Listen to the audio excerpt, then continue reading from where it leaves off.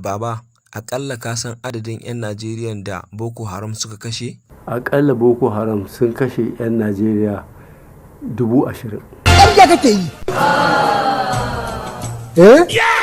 Za a sasanta da mutanen yankin Neja Delta masu fasa bututu ko kwaya za a yi da su. In suna so a sasanta sai a sasanta, in ba su so a sasanta kuma bismillah. Baba, maganar 'yan gudun hijira fa.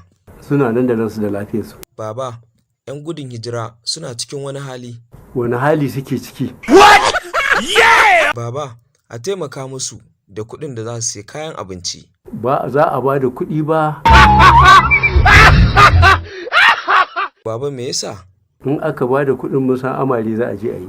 Baba ni wannan karan ina tare da kai wallahi. In banda ina ganin mace ce ba za ki ɗauke wannan hannun ba, wallahi da sai na kashe ki da mari. Ka ji ƙato! Baba, a duba dai. Ba a ba da kuɗin.